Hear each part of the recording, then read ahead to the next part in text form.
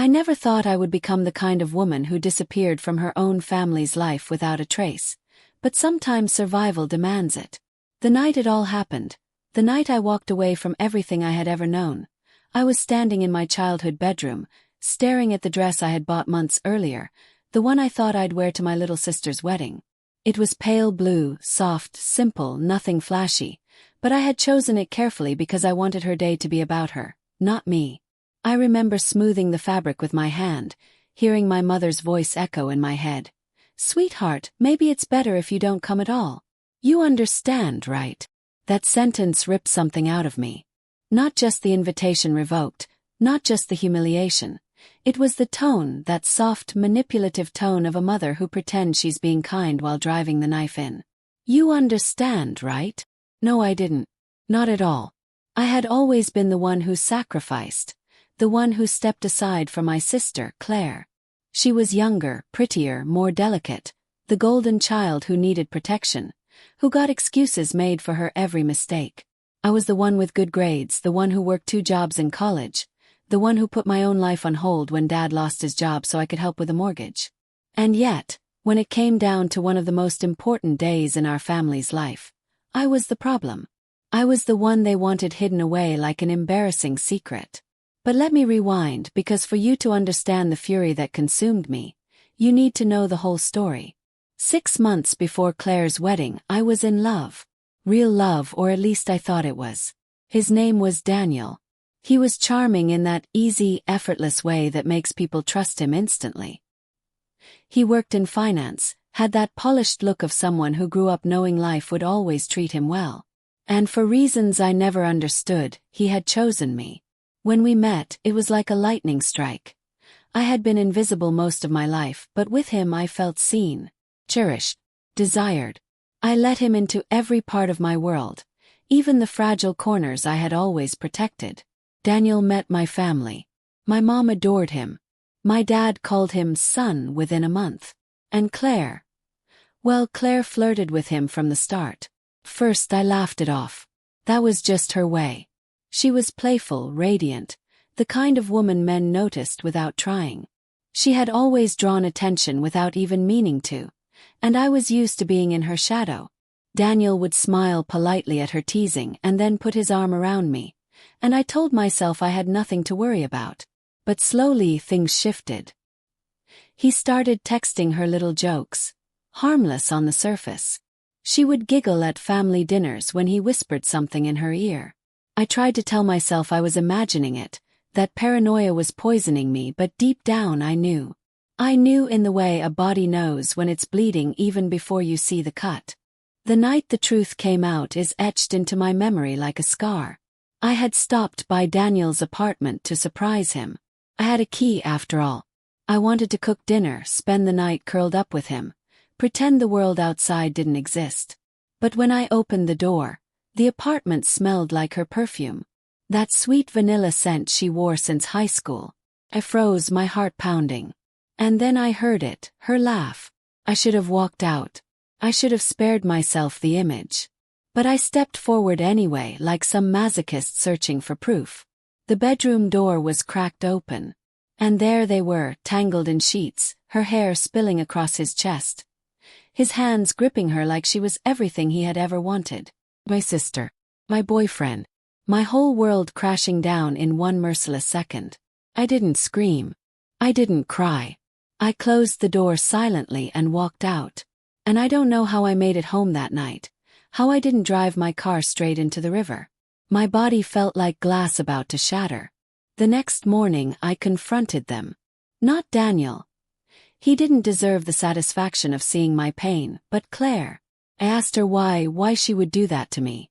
She looked at me with those wide, innocent eyes and said, "I didn't mean for it to happen. We just fell in love. You'll find someone else. You're strong." Strong. Like that was supposed to be a consolation prize. Like being the strong one meant I didn't deserve loyalty or love. When I told my parents, I expected outrage, support, some recognition of how deeply I'd been betrayed. Instead, my mother sighed and said, "Honey, these things happen. We can't control who we love. Maybe it's better this way. You'll meet someone more suited to you." My dad didn't even look me in the eye. It was like they had already made their choice, and I wasn't it. And then came the final blow. Months later, Claire and Daniel announced their engagement. My parents threw a party, invited everyone, toasted to their happiness. I was expected to smile and clap like the loyal sister I had always been. When I pulled away, that's when Mom called me into the kitchen one evening. Her hand resting gently on mine as if she was breaking bad news. "Sweetheart, about the wedding. Maybe it's better if you don't come. Could be awkward. You understand, right?" I remember staring at her, wondering if she even knew she had just buried me alive with that sentence. So I vanished. I stopped answering their calls. I moved out of my apartment, changed my number, deleted my social media. I walked away from my job, my friends, my life. Became a ghost. And for a while, disappearing felt like the only way to survive. But ghosts don't forget. They haunt. And as the months passed, my grief calcified into rage. Every night I lay awake, I pictured their wedding. Her in white. Him waiting at the altar. My parents beaming with pride. And me, erased, replaced, forgotten. I wanted to scream, to burn their perfect little world to the ground. That's when the idea took root. Revenge. Not the petty kind. Not slashing tires or sending anonymous messages. I wanted something deeper. I wanted to destroy them from the inside out, the way they had destroyed me. And if I was going to do it, I would need to be patient. Precise. Ruthless. I started with Daniel. Men like him always have secrets. Financial, sexual, professional. It didn't take long to find them. I created new accounts online, pretended to be someone else, and reeled him in. A business opportunity here, a flirtation there. He was greedy, careless, predictable. Soon I had access to his personal files, his bank accounts, evidence of shady deals he thought no one would ever discover. He was a house of cards, and I was the wind. Then I turned to Claire. She lived her life on social media, posting every coffee date, every manicure, every overpriced dinner Daniel bought her. I studied her posts, her habits, her weaknesses. She was obsessed with appearances, with being adored. It wasn't hard to feed little rumors into her circle of friends, whispers about Daniel's loyalty, about her looks, about their rushed engagement. Seeds of doubt spread quickly when watered with the right poison. But the masterpiece, the real revenge, would come on the wedding day. The day I was told I shouldn't be there. Oh, I would be there. Just not the way they expected. I'll tell you what happened, every detail, but first let me ask. Do you really want to know what it feels like to destroy the people who destroyed you? 'Cause it's not clean. It's not satisfying in the way movies make it seem. It's messy, and it changes you, and sometimes when you get everything you wanted, you're left wondering if you've just burned the last pieces of your own soul to ash. Knew I couldn't just show up at the wedding like some scorned ex-lover from a soap opera and cause a scene. That would only make me look pathetic, desperate, and they'd all come out looking like the victims. No, my revenge had to be smarter, quieter, the kind of thing that would creep under their skin and rot them from the inside. I wanted them to doubt each other, to lose trust in one another, to feel the way I had felt standing in that apartment doorway months before. Helpless, humiliated, broken. The first step was information. Always information. I spent nights researching Daniel, tracing his connections. He had this perfect facade. Wealthy, well-dressed, successful. But success in finance rarely comes without a trail of dirt. And sure enough, there it was. Inside his emails, the ones I accessed through a phishing link I disguised as a corporate invite, I found encrypted messages, offshore transfers, little slush accounts he'd hoped no one would ever notice. He was skimming money from his firm, covering tracks with shell companies. A white-collar criminal, hiding behind a smile and tailored suits. The kind of man who thought he was untouchable because everyone around him was too blind, or too in love, to see the truth. But truth is sharp when you know where to aim it. Meanwhile, I shadowed Claire's every move. She was predictable in her vanity. Every morning, she went to the same cafe, ordered the same oat milk latte, and snapped a selfie in the same corner booth. Every Thursday, she got her nails done. Every Saturday, she posted stories of herself shopping with friends, tagging boutiques as if they sponsored her existence. It wasn't hard to slip into her world, anonymous but close enough to watch. I created fake profiles, followed her, left subtle comments designed to stir insecurity. "Wow, Claire, you look so different without filters. Did you hear about Daniel's exes? Girl, be careful." Nothing direct, nothing that could be traced. Just little splinters sliding under her skin. But as much as I enjoyed watching her squirm, I knew none of this would matter unless I made it count on the day they thought they'd won, the wedding. Planned it for months. Every detail. I didn't want drama for the sake of drama. I wanted devastation. The kind that couldn't be swept under a rug. I found the venue through her posts. A lavish estate just outside the city, with sprawling gardens and a reception hall dripping in chandeliers. Expensive. Perfect. I mapped it out, memorized entrances, exits, staff routines. I even posed as a potential bride to get a tour, walking through those halls as if I were the one preparing for my big day. The irony almost made me laugh. And then there was the guest list. Through a little social engineering, I convinced the wedding planner to accidentally send me a copy.